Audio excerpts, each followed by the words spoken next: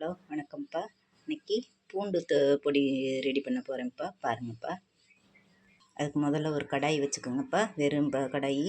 அதில் கொஞ்சம் கடுகு போட்டுக்கோங்கப்பா. கடுகு லைட்டாக வறுத்துக்கோங்கப்பா. வறுத்ததை ஒரு தட்டில் கொட்டிட்டேன்ப்பா. அடுத்து ஒரு டம்ளரில் அரை டம்ளருக்கு உளுந்தும் கடலைப்பருப்பும் எடுத்திருக்கேன். அதை இப்போ கடாயில் போட்டு வறுக்க போகிறோம்ப்பா.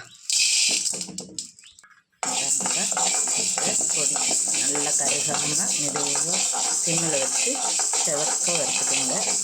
கரு விட்டுறாதீங்க.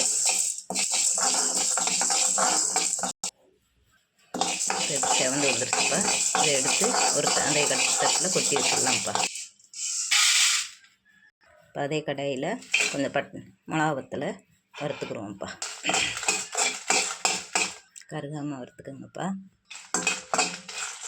இந்த அளவுக்கு வந்ததும் எடுத்து வச்சுருங்கப்பா. எடுத்து அதில் கொட்டி ஆற வச்சுருங்கப்பா. இப்போ அதே வடைச்சட்டியில் கொஞ்சம் கருவேப்பிலை எடுத்து நல்லா வறுத்துக்குங்கப்பா.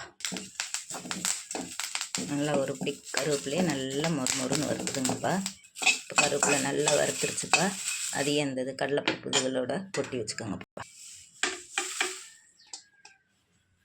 அடுத்து பூண்டை போட்டு நல்லா மொறுன்னு வறுத்துக்குங்கப்பா. பாருங்கள், என்கிட்ட சின்ன பூடு ரசப்பூடு வாங்கியிருக்கேன். அது நல்லா தோலோடு நல்லா வறுத்துக்குங்க. பாருங்கப்பா, பூண்டு கொஞ்சம் நல்லா மொறுன்னு கொஞ்சம் வந்துட்டுருக்கு. இன்னும் கொஞ்சம் நல்லா வறுக்கட்டும். நல்லா பாருங்கப்பா, பூண்டு நல்லா வறுத்தாச்சுப்பா. இதை எடுத்து ஆற வச்சிடலாம்ப்பா. நம்ம வறுத்து வச்சதை எல்லாத்தையும் மிக்ஸி ஜாரில் போட்டு ஒரு ஓட்டு ஓட்டிக்கிடுவோம்ப்பா. பெருங்காயம் போட்டுக்கோங்கப்பா.